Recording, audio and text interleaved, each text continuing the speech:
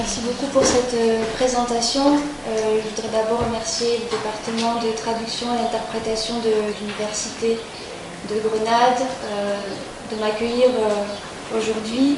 Merci beaucoup à Jesus pour l'organisation de cette table ronde, aux étudiants d'interprétation que je vois en face de moi. Et un grand merci aussi à Babette qui est aussi la professeure.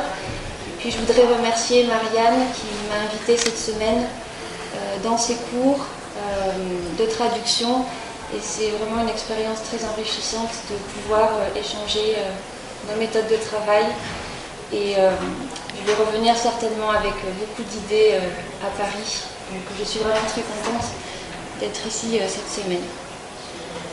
Donc je vais vous parler de Renée Lafont, qui est une traductrice très peu étudiée, alors qu'elle a eu un rôle décisif dans la diffusion de la littérature espagnole. Cécile, excuse-moi.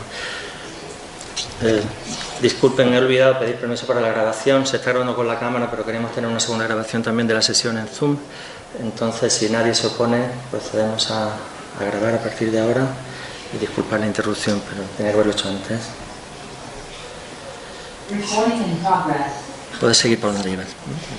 Oui, donc je disais que c'est une traductrice très peu étudiée alors qu'elle a eu un rôle décisif dans la diffusion de la littérature espagnole et hispano-américaine pendant le premier tiers du XXe siècle. Et je dois avouer que moi-même, j'ai mis du temps à m'arrêter sur la figure de Renée Lafont, puisque vous m'entendez bien ? Il y a un petit problème de... Donc j'ai mis du temps moi aussi à m'intéresser à la figure de Renée Lafont, puisque en fait je travaillais sur Blasco Ibáñez, qu'elle a beaucoup traduit, et pendant longtemps j'ai vu le nom de Renée Lafont sans vraiment le voir, jusqu'à ce que je finisse par m'y arrêter. En ce qui concerne l'importance de Renée Lafont, une des sources importantes, ce sont les mémoires d'Alberto Insúa, qui parlent beaucoup de Renée Lafont. Il y a plusieurs volumes dans ses mémoires, et il écrit en particulier que dans le salon Louis XV de Lafont, défilèrent avant et pendant la guerre tous ou presque tous les écrivains espagnols et hispano-américains qui aspiraient à voir leurs œuvres traduites en français par une femme qui maîtrisait l'espagnol aussi bien que sa propre langue. En 1912, Renée Lafont publie sa première traduction d'un roman de Blasco Ibáñez. Et cette année-là, elle va aussi commencer à traduire Alberto Insúa. Ce sont les deux auteurs qu'elle va le plus traduire, mais elle va en traduire d'autres aussi, comme Juan Valera, Enrique Gómez Carrillo, Jacinto Octavio Picón, Artemio Precioso et José María Carretero, alias El Caballero Audaz. Donc c'est une femme qui était en contact avec de nombreux écrivains espagnols, mais aussi avec des écrivains français, comme on va le voir tout à l'heure. Donc elle faisait partie d'un très vaste réseau littéraire. On peut donc s'interroger sur le manque d'intérêt qu'a suscité la figure de Renée Lafont, malgré toutes ces relations, toutes ces connexions.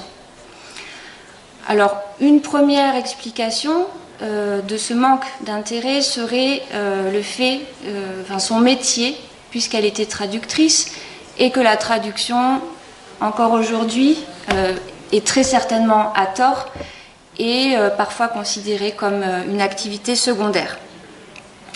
Mais ce n'est pas une raison suffisante, certainement, puisque si on compare Renée Lafont à d'autres traducteurs, et en particulier à son confrère Georges Herrel, on se rend compte qu'il n'y a pas la même visibilité.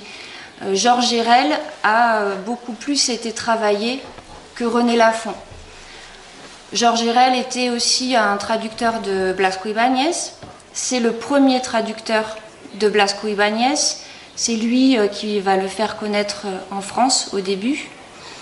Mais René Lafon a traduit plus de romans de Blasco Ibáñez. Donc quantitativement, elle a été plus importante que Georges Herrel. Voilà, Herrel a été étudié par exemple par Jean Vessière dans les années 70 et dans les années 80. Il a été étudié plus récemment par un autre hispaniste français, Jean-François Botrel, alors que voilà, René Lafon n'a pas fait l'objet d'autant d'intérêt. Alors un autre argument qui est souvent avancé, c'est le manque de sources. Et ça, c'est un argument qui est avancé pour l'histoire des femmes en général. Je crois qu'il y a une coupure.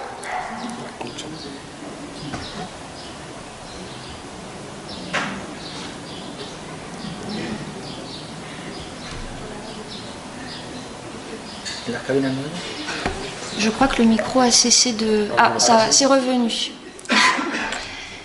Oui, donc, en fait, souvent, dans l'histoire des femmes en général, on a tendance à parler d'un problème de source, ce qui nous encourage aussi à adapter nos méthodologies pour peut-être aborder d'une autre façon les sources concernant les femmes.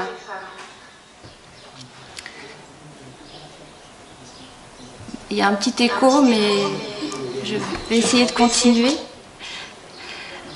Alors, ce qu'il faut reconnaître, c'est que concernant René Lafon, sa mort prématurée va rendre les choses plus difficiles, puisque à son décès, sa bibliothèque de la rue du Cardinal Lemoine va être dispersée.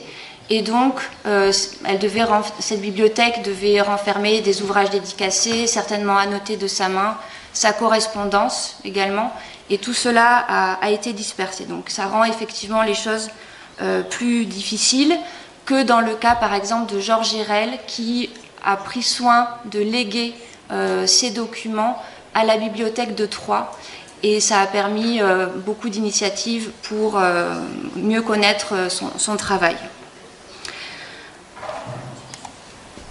Donc, ainsi que le reconnaît Irene Atalaya, qui est une spécialiste de traduction et qui est l'autrice du premier article, d'un article en tout cas pionnier pour la redécouverte de René Lafon. Elle écrit « Los pocos datos que existen sobre ella se oscurecen con su temprana y trágica muerte ».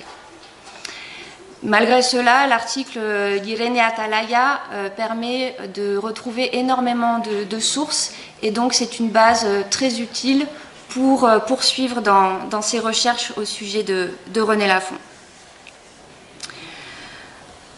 Donc, les sources présentées par Irene Atalaya permettent de mieux connaître le rapport de René Lafon à la traduction, parce que c'est vrai que René Lafon est connue d'abord comme une traductrice, en particulier comme la traductrice de Blasco Ibáñez. Mais c'était une femme aux multiples facettes. Elle n'était pas simplement traductrice, elle était aussi écrivaine, voyageuse. Alors en ce qui concerne l'écriture, je ne vais pas aujourd'hui trop rentrer dans les détails, mais je voudrais quand même souligner que bien souvent, traduction et écriture ont partie liée, sont connectées chez René Lafon. C'était aussi une grande voyageuse, et d'ailleurs ses romans sont fortement inspirés de son expérience du voyage en Espagne. Dans ses romans, elle décrit des lieux qu'elle a très certainement elle-même visités. Et en 1936, Desrousseaux écrit au moment de sa mort que en fait cette mort intervient un an après le décès de la mère de René Lafon en 1935. Et donc René Lafon avait consacré beaucoup de temps à sa mère. Elle avait la possibilité de renouer avec l'Espagne, de repartir, de voyager à nouveau en Espagne. et finalement en 1936, voilà, ce fut son dernier voyage. Donc Renée Lafont connaissait très bien l'Espagne, pas uniquement par la littérature, mais aussi par un contact direct. Elle a passé beaucoup de temps en Espagne. Elle était très au fait de l'actualité littéraire espagnole.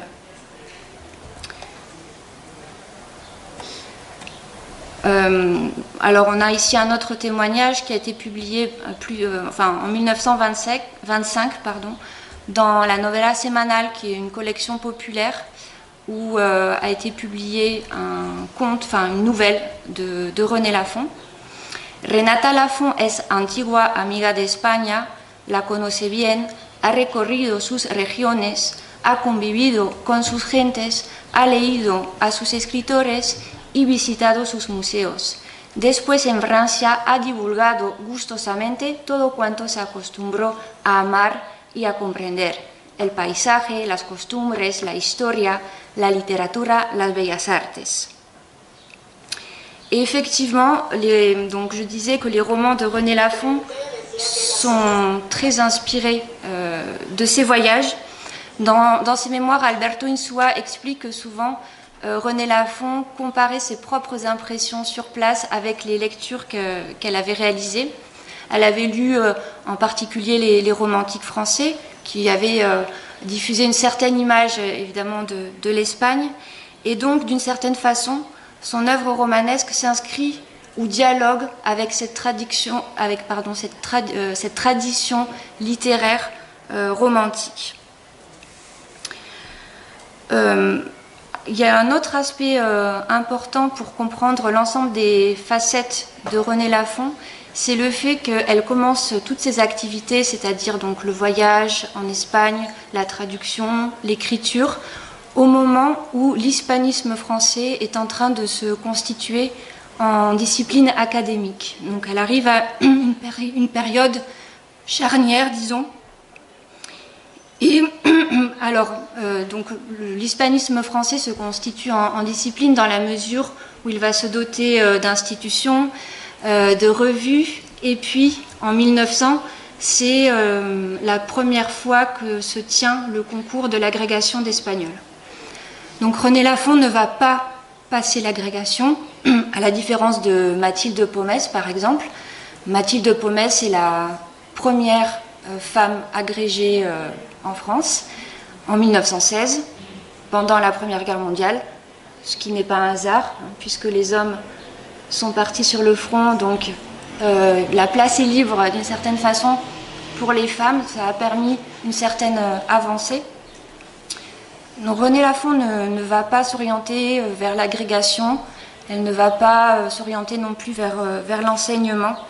Son statut d'hispaniste tient plutôt à d'autres compétences. En fait, Renée Lafont commence des études de lettres classiques en latin et en grec, à une époque où souvent les lettres classiques étaient conçues comme un socle vers l'étude des langues modernes, des langues vivantes. Et d'ailleurs, Renée Lafont ne maîtrisait pas que l'espagnol, elle maîtrisait aussi l'allemand, l'anglais, l'italien. Donc elle était vraiment polyglotte. Mais c'est par le biais des langues classiques qu'elle va rentrer en contact avec l'Espagne, notamment pendant sa thèse qu'elle commence, où elle se rend à l'Escorial pour étudier des manuscrits.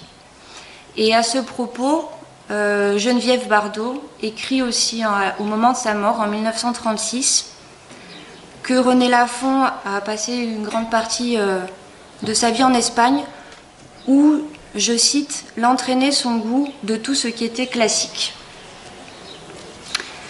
Donc Renée Lafont ne s'est pas orientée vers l'enseignement. Sa place d'hispaniste tient plus à son rôle vraiment nodal, de nœud dans un réseau, son rôle de diffusion de la littérature espagnole. Alors, au moment où elle commence ses activités, on commence en France à s'intéresser à la littérature espagnole contemporaine, c'est-à-dire aux auteurs vivants de la péninsule. Mais, comme l'explique Lauriane Lager, dans un article consacré à la critique francophone sur la littérature espagnole, il faut attendre les années 20 pour vraiment voir se développer cette critique. Et c'est à ce moment-là que l'on parle de renaissance des lettres espagnoles. C'est une expression de Valérie Larbaud. Donc plus précisément une expression de 1923. Donc il faut vraiment saluer le rôle de René Lafont pour son intérêt précoce dans les années 1910 pour la littérature espagnole. Et en ce sens, c'est une pionnière de l'hispanisme. Elle a eu aussi beaucoup d'échos en Espagne, où son portrait paraît à plusieurs reprises. Par exemple, dans cet article de José Francés, qui est publié dans Por esos mundos dès 1911, donc c'est assez tôt. Et c'est intéressant parce que José Francés c'était un traducteur aussi. Il est aussi connu comme critique d'art et il était également romancier et très proche de Blasco Ibáñez. Donc là, on voit déjà se configurer un réseau que partageaient ces figures, René Lafont, José Francés, Blasco Ibáñez. Donc une figure qui a un écho important en Espagne, là c'est un exemple, mais il y a d'autres articles publiés dans la presse, et pourtant un manque d'intérêt de la part des hispanistes français. Un manque d'intérêt qui commence à s'estomper, notamment depuis qu'on s'intéresse en particulier aux conditions de sa mort en 1936 pendant la guerre civile, qui en font la première femme reporter tombée dans l'exercice de ses fonctions. Mais je crois que sur cette question, on va en apprendre énormément tout à l'heure. Donc, ma conférence va plutôt porter sur un autre aspect donc, de René Lafont, son rôle d'intermédiaire talentueuse, de passeuse culturelle, dans un réseau de relations entre la France et l'Espagne. Donc c'est une figure méconnue, une œuvre à redécouvrir et un héritage à sauver de l'oubli. En tout cas, c'est le projet. Alors, ma conférence va se dérouler en trois points. D'abord, je vais parler de René Lafont, à la fois traductrice d'écrivains espagnols et elle-même autrice traduite en espagnol, au travers de sa relation avec Blasco Ibáñez. Ensuite, je parlerai de René Lafont, non seulement traductrice, mais aussi certainement agent littéraire. Et là, j'utiliserai l'exemple de sa relation avec Alberto Insua. Et dans un troisième temps, je vais m'interroger sur cette occultation de René Lafont, caché par la forêt, qui est une expression utilisée par un auteur dont je parlerai tout à l'heure. Donc René Lafont dans l'ombre des grands hommes. Donc comme je disais tout à l'heure, on connaît surtout René Lafont comme traductrice, en particulier comme traductrice de Blasco Ibáñez, surtout pour la maison d'édition Flammarion. Donc là, sur l'écran, j'ai reproduit plusieurs couvertures de ces traductions. Mais c'est avec ce roman L'intrus que René Lafont se fait connaître comme traductrice. Donc El Intruso dans la version originale. Mais ce n'est pas un hasard que René Lafont ait commencé par s'intéresser à ce roman-là, puisque c'est un roman social. C'est comme ça, en tout cas, que Blasco Ibáñez le définit. D'autres spécialistes vont parler de roman à thèse ou de roman de révolte. En tout cas, c'est un roman où transparaît clairement l'engagement politique de Blasco Ibáñez. Ce roman parle des mineurs de Bilbao et en particulier de la grève qui a eu lieu dans cette ville en 1903. Dans un article qui est cité ici, là c'est un article qui date de 1989, mais où sont cités des propos de Francisco Navarro Ledesma, qui est un journaliste très connu à l'époque de ABC. Selon lui, dans l'intrus, la question sociale est centrale et elle est plus importante que la question littéraire.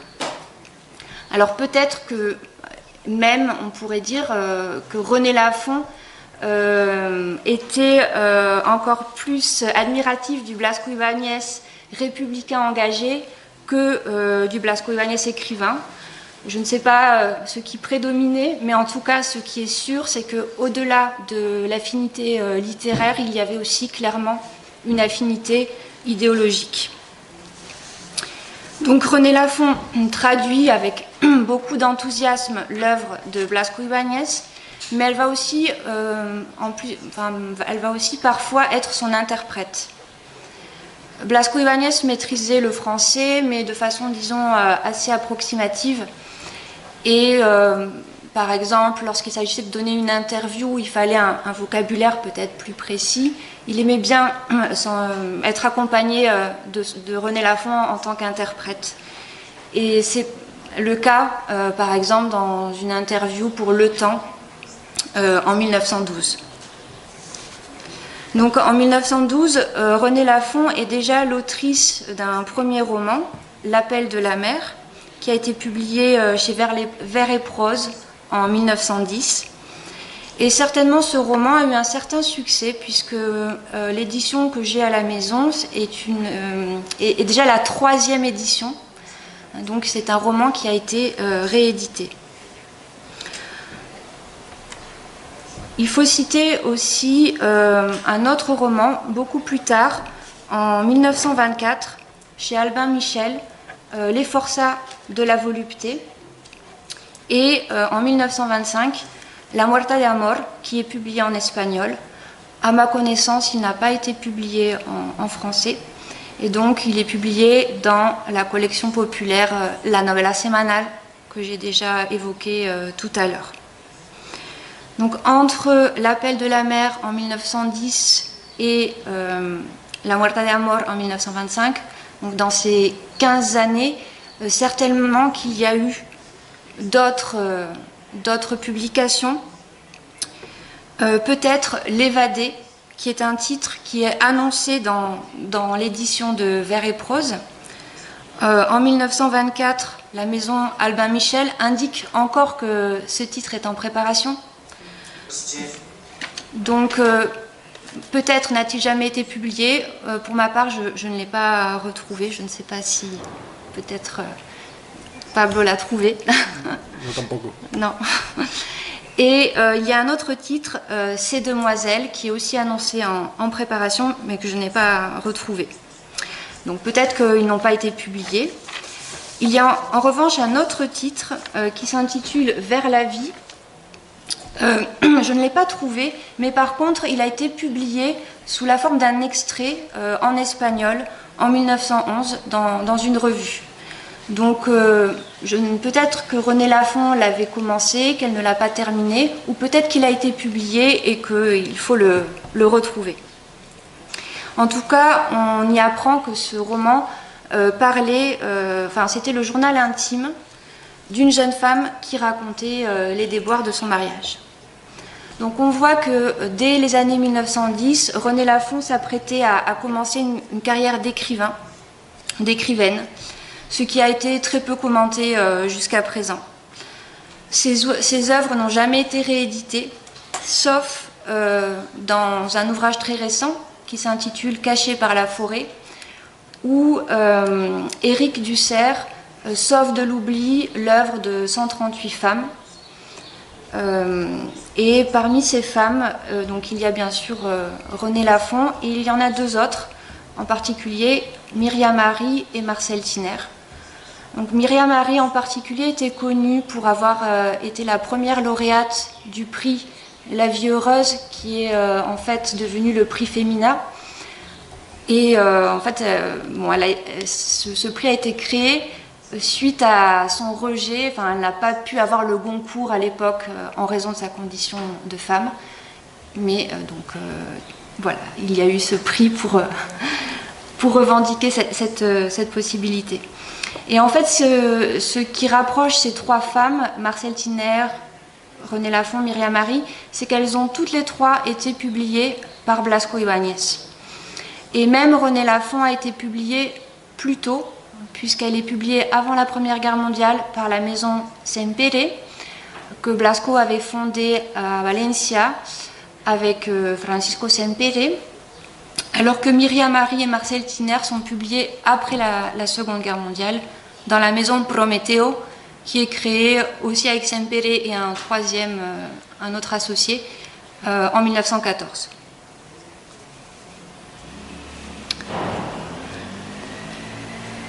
Alors en ce qui concerne l'appel de la mer, donc ça a été traduit sous le titre La Voz del Mar par Antonio Villanueva. Concernant Antonio Villanueva, j'ai essayé de savoir de qui il s'agissait. Je pense qu'il s'agit d'Antonio López Villanueva, qui était à la fois musicien et le premier membre espagnol de l'Académie internationale d'Espéranto. Voilà, mais il faut que je continue à creuser puisqu'il n'y a pas énormément d'informations, il me semble, sur ce personnage qui était donc aussi un traducteur. Alors ce qui est intéressant en tout cas, c'est que cette publication de René en espagnol semble s'inscrire dans une forme d'échange éditorial qui était très fréquent dans les maisons d'édition de Blasco Ibáñez. C'est-à-dire que souvent, il publiait des œuvres originales des traducteurs qui travaillaient pour lui. Donc on peut imaginer qu'il y a eu une sorte d'échange de bons procédés entre René qui commence à traduire Blasco et Blasco, lui, l'a fait connaître en Espagne. Néanmoins, c'est la seule traduction de René Lafont publiée par Blasco Ibáñez. Dans la maison de Blasco à Menton, puisque Blasco finit ses jours sur la côte d'Azur à Fontana Rosa, qui est une villa à côté de la frontière italienne. Donc j'ai retrouvé un ouvrage dédicacé de René Lafont à Blasco, Les Forçats de la Volupté, où elle écrit simplement à Don Vicente con el afecto de René Lafont. Donc ce n'est pas une dédicace très cérémonieuse comme on peut en trouver d'autres dans la bibliothèque de Blasco Ibáñez, ce qui laisse entendre qu'ils avaient une relation assez simple, qu'ils se connaissaient bien, qu'ils n'avaient pas besoin de s'embarrasser de cérémonies. Alors peut-être qu'il y avait le projet de traduire ce livre, mais Blasco meurt en 1928, donc il est possible qu'il n'y ait pas eu, en tout cas que le temps ait manqué pour mener ce projet. J'en viens maintenant à un deuxième point. René Lafont, traductrice et peut-être agent littéraire. Et donc je vais parler un peu de sa relation avec Alberto Insua. Donc lorsque René Lafont commence à traduire Alberto Insua, à la différence de Blasco Ibáñez, Alberto Insua n'est pas connu encore en France. Par contre, il connaît très bien Blasco. Alberto Insua et Blasco Ibáñez se connaissaient depuis Madrid, en fait, depuis le début des années 1900. Ils fréquentaient les mêmes cercles. Et ensuite, ils se retrouvent dans les années 10 et pendant la guerre à Paris. Ils fréquentent tous les deux la famille des Lafont. Blasco en particulier est très ami avec le père de René Lafont.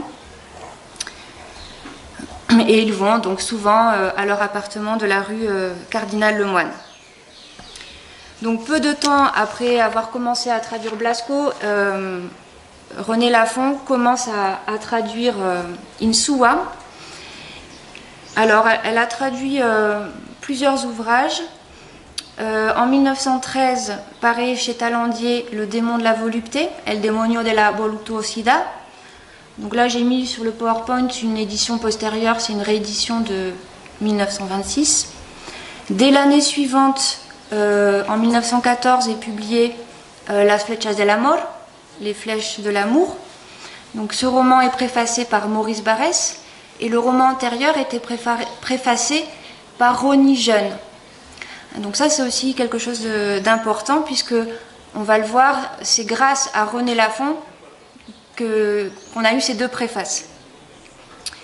Insua va aussi être publié grâce à elle dans la Revue de Paris et dans les œuvres libres, qui sont deux revues auxquelles participe aussi Blasco Ibáñez.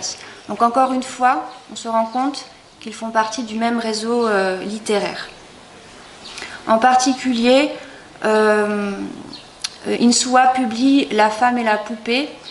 C'est intéressant parce que c'est un titre qui ressemble beaucoup à un roman de Pierre Louis, La femme et le pantin. Donc René Lafon ne se contente pas de traduire, elle va aussi obtenir des préfaces. Donc une préface de Rosny Jeune qui est un ami des Lafon, qu'on retrouve aussi dans plusieurs témoignages comme participant à des dîners chez les Lafon. Et puis elle va obtenir une préface de Maurice Barrès. Il semble que René Lafon avait un contact assez proche avec Maurice Barrès, ce qui peut sembler étonnant en raison de leur position idéologique vraiment divergente. Chez cette amitié de la part d'une socialiste comme René Lafon peut paraître étrange. D'ailleurs, Irene Atalaya le relève dans son article et elle explique que certainement René Lafon sut distinguer le Barrès écrivain du Barrès politique. Et ce qui est intéressant, c'est que Blasco Ibáñez va aussi publier Maurice Barrès. Et dans le prologue de l'ouvrage, il explique pourquoi il publie Barrès. Il essaye de s'excuser parce que c'est la même chose. Il y a une grande divergence idéologique entre les deux. Et il dit que Maurice Barrès était quelqu'un de très sympathique. Bon, il explique un petit peu comme ça. Enfin, c'est pas le seul argument. Donc bon, je pense qu'un autre argument, c'est aussi le fait que Barrès était un grand hispanophile. Et donc ça a dû jouer aussi. En tout cas, là encore, on voit que se configure un réseau dans lequel circulent les mêmes figures. Peut-être même que René Lafon a présenté Barrès à Blasco Ibáñez. Peut-être que là aussi, elle a joué un rôle d'intermédiaire. Donc René Lafon traduit, obtient des préfaces ou des prologues, et elle va aussi certainement obtenir des critiques élogieuses pour Alberto Insua, par exemple dans la revue Le Parthénon, à laquelle elle participe, et dont Rosny et Barrès ils font partie du comité d'honneur de cette revue. Donc une fois de plus, on retrouve le même réseau. Donc là, voilà, j'avais mis un extrait d'une critique élogieuse à propos du roman d'Alberto Insua.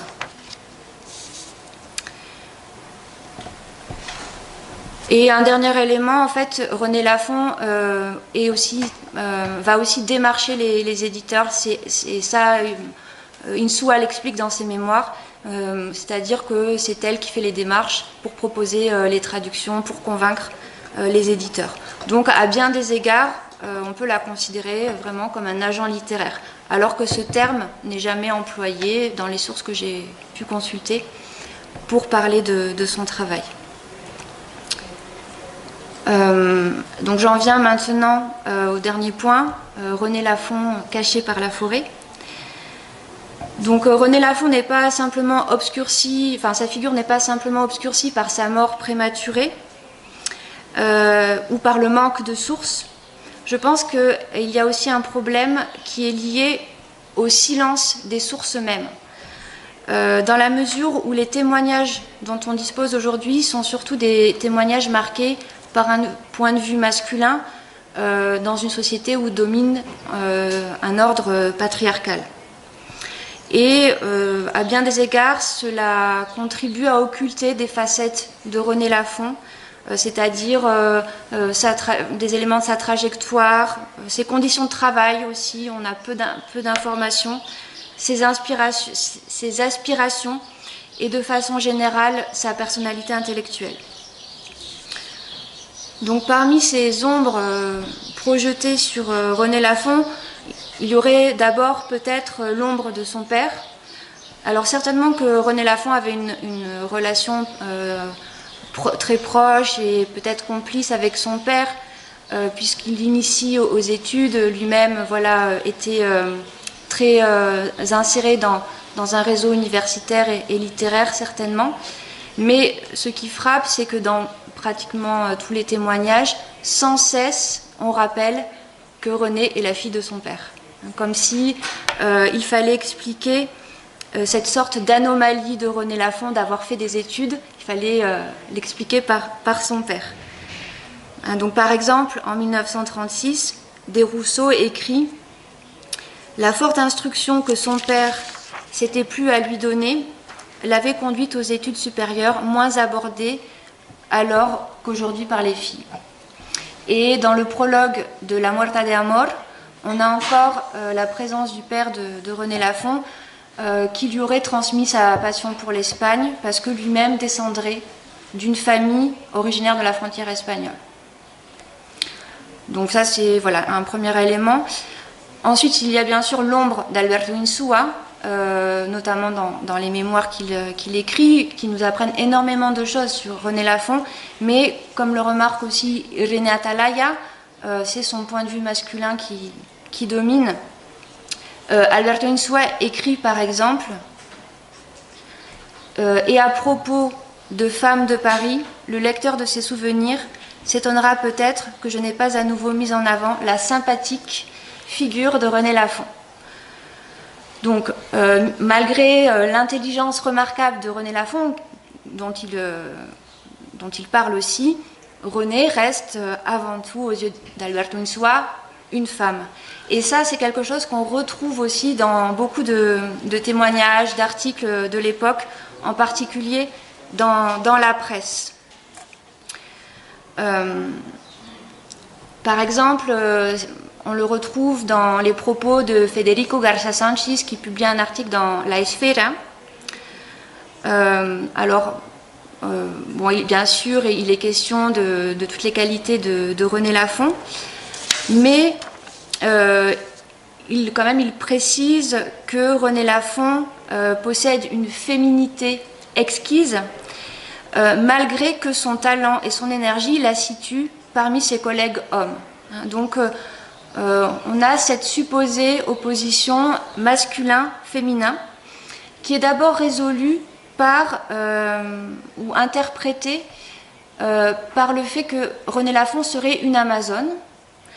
Mais à la fin de l'article, cette opposition est résolue par la figure archétypale opposée, c'est-à-dire celle d'une sorte d'ange de la traduction ou d'ange de fée de la traduction, à défaut de pouvoir être un ange du foyer ou une fée du logis. Federico Garza Sanchez parle du travail de René Lafon comme une sorte d'apostolat. Il l'appelle la marraine des lettres espagnoles, donc c'est tout à fait laudatif. Mais on retrouve ces qualités qui étaient attendues des femmes à l'époque, ces qualités qui ont été rassemblées sous le terme souvent d'ange du foyer, donc la générosité, le dévouement, l'abnégation. Donc en fait, dans la presse, souvent, on a tendance à observer une sorte de lissage, une sorte de succession de clichés quand on parle en général des femmes de lettres, qui contribuent un petit peu aussi à occulter la figure de René Lafon.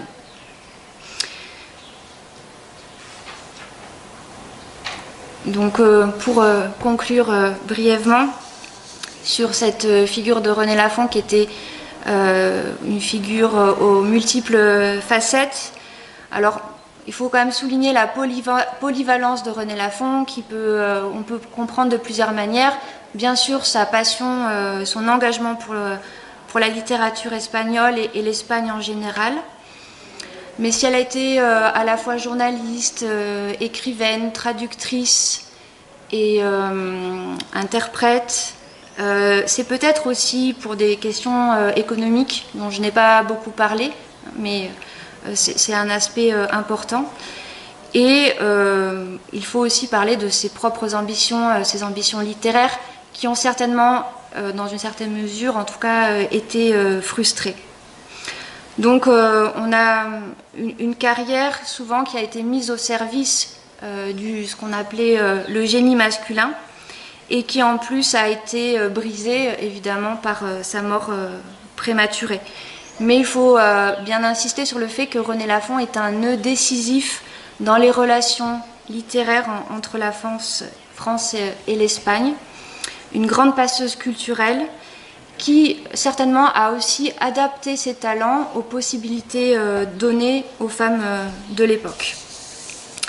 Et concernant ces possibilités, ces obstacles, on en trouve un écho dans son œuvre romanesque, où en général il y a un élément tragique assez présent. Les romans de René Lafon en général finissent mal, ce qui était peut-être une manifestation d'une certaine lucidité. Je vous remercie.